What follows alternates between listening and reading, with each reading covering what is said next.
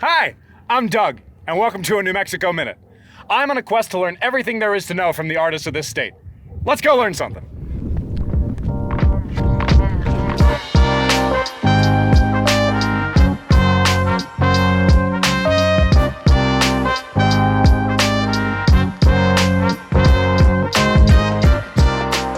Our first lesson of the day comes at Dovetail Community Workshop, where we're going to be building a tabletop with one of my favorite woodworkers. Here is the owner of Dovetail, Erin. Thank you so much for having us. Hey, thanks for being here, Doug. Of course. So what exactly is Dovetail? Dovetail is a community workshop, which means that we have all the tools and space available for local woodworkers to come and use, things maybe they don't have on their own. And then we also teach classes in woodworking for everybody from the novice to someone with more experience who wants to level up. Well, leveling up is exactly what we're doing here today. Thank you so much for having us, Erin. Thank you. Now let's meet our woodworker extraordinaire, Alex. We are here in Dovetail Community Workshop. Thank you very much for having us today, Alex. No worries. Absolutely. So as I understand it, we are going to take this and fix this. Is that true? Yeah, we're going to basically put what are called bow ties or butterflies into this piece to stabilize some of the cracks that we have. This whole piece right here was basically about to fall off. And because I put these little bow ties right here, basically it really tightens everything down and makes it more structurally sound. Beautiful. And so we're trying to do something similar here to stabilize this crack and this crack. Yes. Fantastic. So what keeps you in woodworking? So it's honestly the sense of joy and like completion that I get out of building a project like this, or tables or cabinets or anything like that. Even small like building handles or stuff like that. Once you get them done, it's a huge sense of satisfaction to actually get a project done like that. Well, hey, I say it's about time that we do some justice to this black walnut and this spalted curly maple. Spalted curly maple, yeah. All right, let's get it. All right. What we're doing here is we're sending it through this drum sander here. This takes off a little bit of wood each pass. So it has two abrasive sanding belts on the top here that basically take off a little bit at a time and make it flat on the piece, as well as surfaces it down to one single plane. So as we send it through, we adjust it down a little bit more and adjust this table up. And what that does is it takes a little bit more, a little bit more, a little bit more each and every time. What we're gonna do now is we're actually gonna do the layout portion of this. So we're gonna do two bow ties on this guy, and we're gonna do one on this crack, one on this crack. So if we do go in here, something like this, and just kind of mark it off, we can kind of get a real good sense very quickly of kind of how that's gonna look.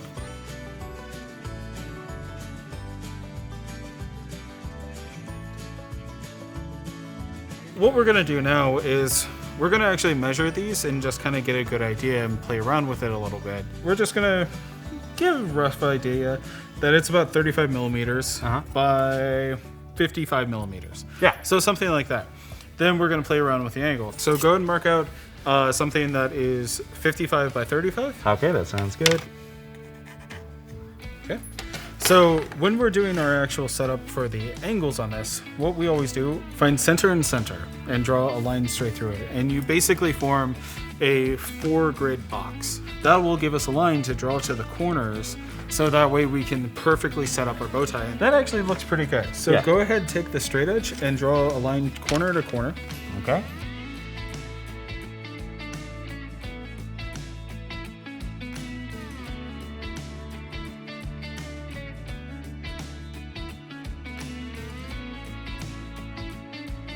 Got big bow tie for over here, little bow tie for over here. Yep. The next step on this is coming over here to the bandsaw. This is a smaller size bandsaw. What we're going to be doing is running the pieces through, cutting out all the angles and all that from the marks that we have here.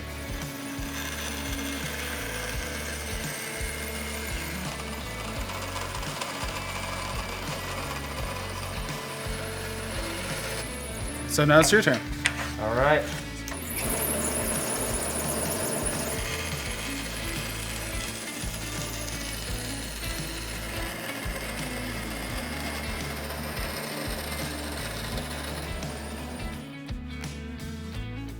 now what we're gonna do is we're actually gonna put these bow ties that we just cut onto the piece to actually kind of figure out exactly where we want them in terms of location. We'll take a little bit of wet cloth and just wipe off all the chalk lines that we already have. We're gonna use this guy. This is a marking knife.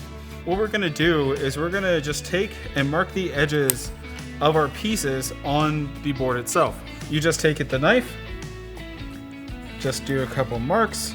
So what I always do is I'll take a Sharpie or something like this guy and mark out my line, so I have a visual representation when I use this guy of don't go past this point. All right, so I try with this one? Yeah, so go ahead and mark it out with the knife. All right. Yeah, have everything all good? I think so. Okay. Okay, so now what we're gonna do is we're going to actually take this guy and route out the inside of this. Okay, this is what's called a plunge router. So I have a little stop block right here that's already set up to the appropriate depth between this point right here and here to actually set up to this perfect thickness. So that way it can have everything sit nice and flush.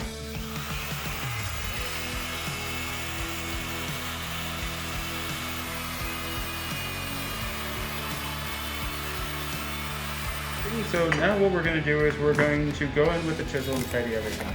Okay.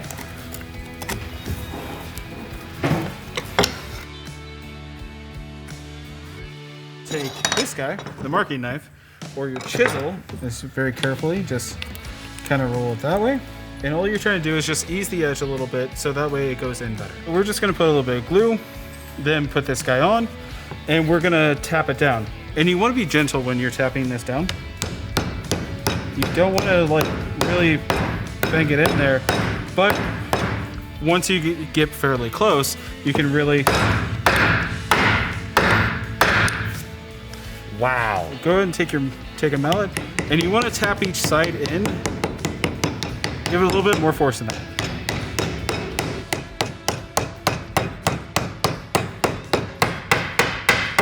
Okay. And that should be about good. Should I get about this side? Oh, still not quite flush. Should I give it another couple whacks? actually, no. It's designed not to be perfectly flush, so we can come in and either sand or get that down a little bit, so that way everything sits nice and flush. Yeah. You always leave these a hair bit taller, just so you're not having to plane down all of this instead of just this. Right. And that just takes off a little bit at a time, yeah? Yeah, it's getting everything exactly where I want it. When it all ends up, it's nice and perfectly flush. Like that? Yeah, just like that. So now we just need to do some sanding and some finishing, right? Yeah, absolutely. All right, let's get it.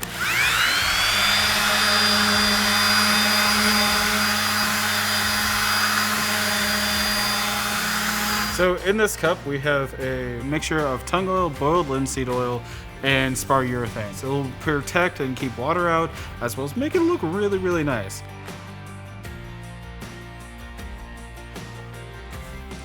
That should be fine on there. So now that we've done the sides and the bottom and all that, we put a little bit more finish on top, and we have it pulled right here, so I'll have you go ahead and wipe that in. Now that we've gotten kind of everything covered and all that, you missed a spot. Oh, yep. We take a clean rag and we just wipe off any of the excess that we have to kind of give us the full finish of it. And I'm gonna do this since Doug's hands are filthy. So just kind of wipe it off a little bit. And that's more or less the finished product right there. Well, hey, I say let's slap the legs on, and we've got a table. So what we're gonna do is we're going to pre-drill just a little bit so we don't split or crack any of the wood, because we've spent too much time on this to mess it up now. Then what we're gonna do is just attach these. Okay. Moment of truth. Yep, go ahead and flip it over. Oh, wow.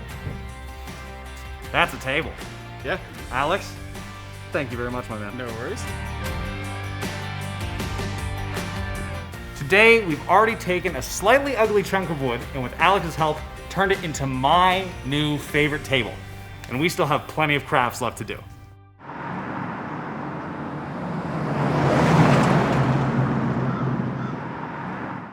And now we have one of the most meditative crafts around, and at 12,000 years, one of the oldest. let's see how Erin at Take Care Textiles weaves her works. Erin, thank you very much for having us. Thank you for having me. What is it exactly you make here? I make macrame wall hangings, products, and woven textiles. What is it about New Mexico, necessarily, that inspires you and this craft? I mean, obviously the landscape and the colors that are included in the landscape. I'm really drawn to mostly warm tones, but kind of how cool tones play with warm tones. And I think that we get a lot of that in the desert, a lot of like kind of orange and blue mixtures. I feel like I'm really inspired by that, and I see a lot of that in New Mexico. I love like red rock colors and like sandy, nice burnt oranges, cactusy colors, all the good stuff. Well, one of the things that you notice upon entering the shop is just this giant collection of different fibers that you have down here. What fiber do you use, like, primarily? I mostly use cotton cord. A lot of it is recycled cotton cord, and I have a couple different, like, linen blends and stuff like that, but I would say for the most part it's just good old cotton. What would be next in this, like, artistic journey that you're on with fiber? I would like to eventually kind of work into bigger pieces, more like installations, kind of like larger, like business front, super like nice, interesting pieces. I have a couple, like right now I'm working on a headboard. I have a couple like big wedding commissions, like backdrop type stuff. And that's kind of where I would like to stay, is in the like larger kind of big backdrop pieces. Right. Those are really fun. They take a long time and like thousands of knots, but it's really worth it when they're done. One thing I really appreciate about what you got going on here is the pieces of wood that you choose to kind of go along with. Thanks. Yeah, I love sticks. I really love sticks. I mean, I use a lot of dowels, but I do think that it adds a really nice touch to any kind of fiber piece when you use like a natural stick. And that's definitely how I like to incorporate kind of like a New Mexican touch to it, is using just different sticks from around the area. I think that it just kind of ties it all together, makes it feel like home. So what are you going to teach me today? I am going to teach you how to make a plant hanger. Ooh, all right. So what's the Yes. first step? First step actually is grabbing a wooden ring. Ooh. So here's your wooden ring, Thank you. and we put it on our hook, just like that. Step one, ring complete. Complete. Step two is we pick our colors out. Ooh, all right, all right. I'm gonna do this one Okay. and this one. All right. Now what do you wanna do? This show is called the New Mexico Minute, so I think I have to go with a little bit of red Sounds and good. a little bit of yellow. All right, let's get it going. Let's go. Our next step All right. is we're gonna cut the strings long enough Okay. for a plant hanger. Okay. And I get asked a lot, like, how long to make these strings, and my answer is always make them way too long. Because if they are too short, your whole thing's ruined and you have finished it and there's like one little string and it's a mess. For a lot of my plant hangers that I've already done, I have kind of like a string at the length I need to cut. Ah, And then I just measure that to the length and cut it. I can see there's a lot of practiced hand that goes into this. Yeah, you kind of tie yourself in a knot the first few times. I would hope so. So there are two. Yeah. Oh, Jesus. Oh, Jesus. Oh, no. You see, this is why it's good to have a teacher. Sneak. All right, beautiful. Alrighty. I didn't even tie myself into a knot yet. Not yet. Got it. Alrighty, so we are just gonna hook these onto our little wooden ring. I want you to fold your string in half Oh. and together, fold it in Okay. half, and then hook it over Okay. and bring your loop under Okay. and pull it through. We're going to be learning some knots today. Some knots. So I'm gonna say let's do our pattern like our main color, Okay. our accent color, main color, accent color, main color. Beautiful, beautiful. And what's this going to do in the general pattern? In the knots, it's gonna send your accent color kind of like out and down. When you knot it, it'll create kind of like a cool illusion. Ooh, I love illusion. Alrighty, we are ready to start knotting. All right. So I'm gonna teach you basically 3 knots that make up pretty much most of macrame. So this is the half hitch knot. I'm gonna teach you a square knot and a double half hitch knot. So we're gonna take these ones, our accent colors, Okay. right here, and take the furthest one out. Okay. And we're gonna make a 4 on the outside, 4 on the outside. and then you're gonna make a 4 in the back. You go through like this, kind of like an infinity symbol, if that makes sense. Okay. And then to finish the square knot, you're gonna do that again, but reverse. Like this? Yes, yeah. Fantastic. And then you're just gonna tighten that up. And now we're gonna move on to these two middle ones. So see how we have 4 of these in the middle? We're gonna get 2 of those knotted onto here, and then we'll work on the other side. Oh, okay, that sounds good. So go ahead and get those on there. All right, same half hitch sort of thing? Same half hitch, double half hitch over. And now we're gonna do a couple clusters of square knots. We're gonna do two little arrows of square knots to kind of go down here. So we're gonna take 4 on this side. Okay. And we're gonna do a square knot, which is our 4 in the front, 4 in front. and 4 behind, And 4 behind. and pull them through each other. Okay. And then do the same thing again on the other side, reverse it. Okay. And, oh, wait, moment of truth. Oh, that's... There you go, that's a square knot. Yay! I did it. All right, now Yes. we're gonna move in 2 strings. So leave 2 out, Okay. and we're gonna take these inner 4, like that, Okay, sounds good. and make a square knot again. Okay. So basically I'm gonna do another row of these again after that. We're gonna start with the 4. Alrighty, so we just finished our 2 layers of square knots. Okay. And from here we're gonna do another 3 rows of our double half hitch knot, and then another 2 layers of square knots, and then another 3 rows of double half hitch knots, and then we'll build our hanger from there. All right. Yeah, let's get going. All right, it begins.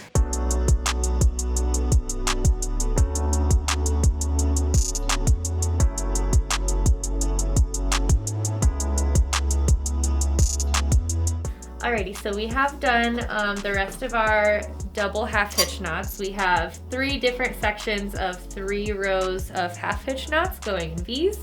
And then we have 2 different sections of double rows of square knots. And now we are going to build the plant hanger part. Kind of like, I'm thinking probably right about there. You want to be able to give your cords kind of enough room to wrap around the plant, but also for the plant to kind of have some room to grow.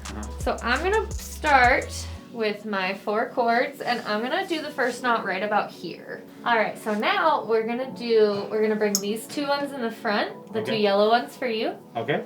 And make sure that the knots are facing out, and you're gonna bring those together. Okay. And grab the 2 center ones on each side. Yeah. And then go about like 6, 7, 8 inches. Yeah. Roughly. Somewhere around there. And make a knot. All right. Ta-da! Hey, okay. All right, and now this last part's pretty easy, so I'm gonna do it a little bit different than this one. We're just gonna do basically one big simple knot. Okay. So about the same distance that these are. Okay. Maybe a little bit less because you want kind of big here. Yeah. Like about 6 to 8 inches. Okay. I want you to grab it all together Uh-huh. and just knot it all. Okay, so now a good way to tighten these up is just hold it at the knot, and one by one, tighten each strand. Right. So I'm gonna cut mine probably like right about there. Okay. And you can go ahead and cut yours wherever you would like. Now it's the moment of truth, huh? Moment of truth, time to put our plants in. Okay. Thank you. I've got a lot of practice. Oh, good. Oh, wow! Ta-da! It holds a plant! It holds a plant. Thank you. After a series of many knots, we finally have ourselves a plant hanger. Thank you very much for your expertise. Of course. All right, Erin at Take Care Textiles making all of these wonderful things just about all the time. And let me tell you, she is a professional. Doing this took about a quarter of the time that it took to do this. Hey, but it hangs. It hangs You a have plant. a plant hanger. I have a plant hanger, and I'm good to go. You're good to go. Well, thank you very, very much. Thank you so much.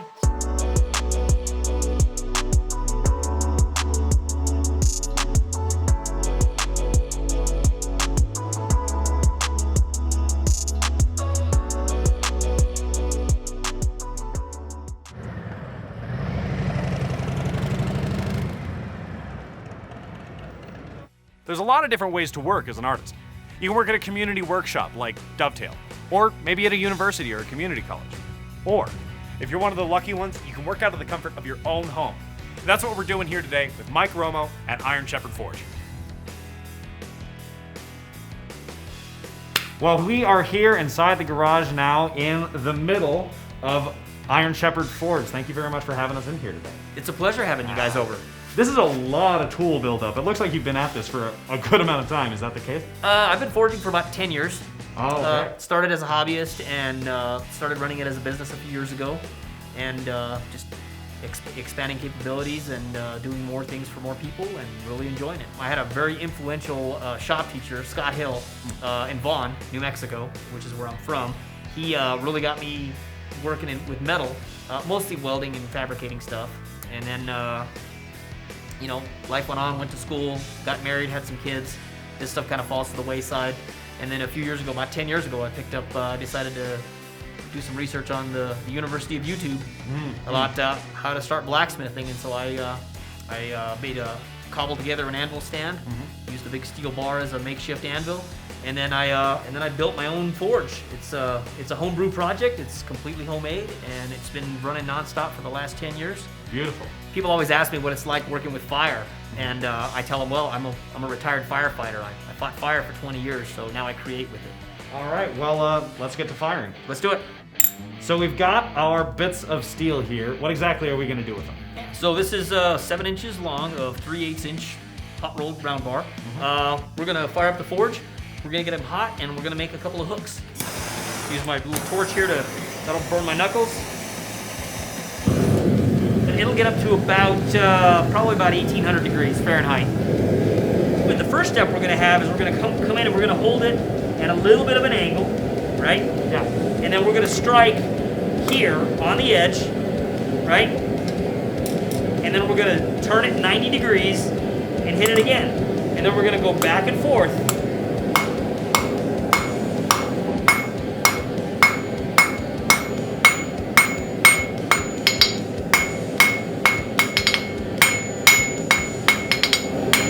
And then the last thing I do is kind of straighten it out so it's not all crooked and wonky. Okay, so I want to make sure that I got the grip right. Yep. Oh, against my body here. Yeah, against your body. Hit the tip of that. Yep, turn it, hit it, turn it. You don't have to go fast, just go accurate. Yeah. You can hit it a couple times before you turn it. Go ahead and go back in the fire. So now I'm working down the length.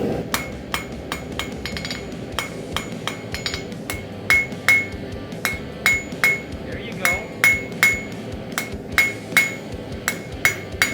We're gonna make it round now. So where I was forging flat, I'm gonna turn it 45 degrees. And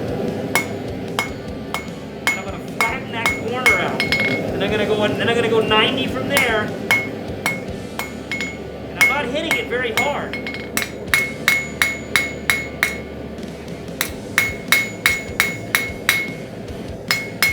There you go. I think you're in good shape. I gotta look at it down there just to make sure that it's nice and straight. I think it is. Good enough. All right. So now we're gonna just go, I'm doing it very soft. I'm basically letting the hammer fall. I'm just kind of guiding it. And I'm just turning this piece and chasing those angles around because there's not much to them. So start at the top and work around and just roll your hand. I just let the weight of the hammer do more of the work. That's exactly what you should be doing. Yep, you're good, man. That's really good. We're gonna turn that finial now, okay? Yeah. So we're gonna come to the edge of the anvil and we're gonna brush. And we're gonna advance it over the edge about right there. Okay. There you go. Keep going. Okay, now flip it. Now stop. Now turn it over. Now brush it back to yourself. You can come onto the anvil if you want to kind of steady yourself. There you go. Now bring this up. Bring this end up. Bring this up. It's weird, huh? Now you're done right there on the top. There you go. All right, now hook it over the hard edge of the anvil over there, like we talked about right here. Bring it in a little bit.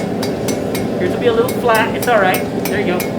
We're good right there. So we're gonna turn the hook now. We're gonna actually turn the hook. So I'm gonna use a couple things: a jig that I made, and we're gonna use a bending fork. We're gonna come out of the fire. I'm gonna quench that finial so I don't ruin it. I'm gonna quench it, make it hard, and that's gonna help me catch this little edge right here. Right.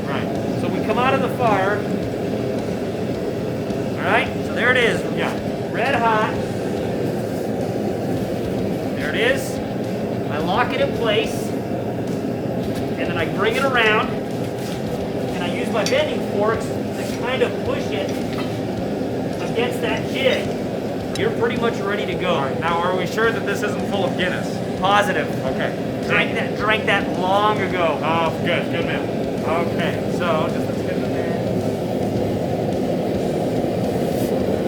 So yeah, Go for it. cool. Get it in there. There you go. Bring it around, bring it around, bring it around, bring it around. Oh, wrong side. No, you're good. You're good. That's exactly. You're fine. Oh, it doesn't quite reach down. I gotta bring this down. There you go. You're figuring it out. Come on. There you go. Are you happy with that? Yes, I am. That is a nice move. Now we're going to do the set down on the back end here. We're going to do about a 3/4 inch set down, right? Okay. So I'm going to put a 3/4 inch line right in. You're going to do what's called a half hammer face blow. Right. Okay. So half of the hammer face will be on the anvil, and the other half will be over the air here. And it's going to cause this side to squish out, Yeah. and spread out, and there'll be a set down there. All right, so there we are. So there's the hook. So we're gonna come over 3/4 of an inch, Yeah. and we're gonna give it a whack. Yeah. There, now we're set.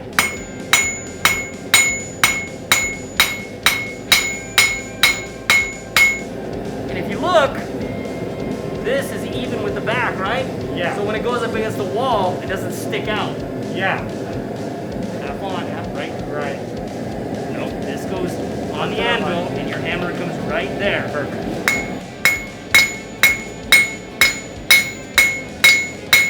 Good, keep at it, keep at it. I got a little bit of A little bit of a spoon shape back there, but that's all right. Oh yeah, hit it this way. Kind of flatten that out, and that kind of. Okay. Yeah. You're doing really well. And now we get to the punching. Yeah. Now we do punching, yeah. So we can find my good punch. So this is one of the punches I have. It's a flat bottom punch. Okay? So I'm gonna pick my spot about right there. Okay? There's my spot. Okay? There you go. You hear that? You hear that last little ring? All right, now I come up. See the ridge on the other side. Yep. So right there, pick the one where you want the hole. Give it a tap. You like the spot? Yeah. Okay, hit it again. Put it in. Line it up in there. You feel it? There you go. One more. Good one. All right, now we're gonna flip it over. See the shine line? Yep. Hit it again. All right, let's come over to the pritchel hole. Now you want to try and shear it out. One more. There you go. There we go. Okay. I think you'll be fine. I think you're good right there. All right, give it a brush with the steel brush and knock the scale off of it. If you hook that over the horn, hook it over the horn. Right. There, now it steadies your work over the horn. All right, so now we're going to protect it a little bit. I use Johnson's paste wax. Sounds about right. Let's see. Yeah, does it look wet? Yeah, I think it does. Yeah, there you go. You're doing fantastic. There you go. Just rub that in. You're in good shape, man. That's it. And it'll just cure and be a nice protective finish. Yeah, that is fantastic. That looks beautiful. That'll last your grandkids forever. Hey, Grandpa's hook. When you get there, yeah, exactly. How'd I do for my first time? That's the best first hook that I've ever seen made. Well, thank you very much, sir. I had a very good teacher. Well, I appreciate that. Absolutely. I appreciate that. You're a good student. And that's better than my first hook. Well, again, very good I teacher. think you did a great job. So we went from this to that with these hands, an anvil, a hammer, and a pair of tongs. The sort of things that can happen in Iron Shepherd Forge. Absolutely.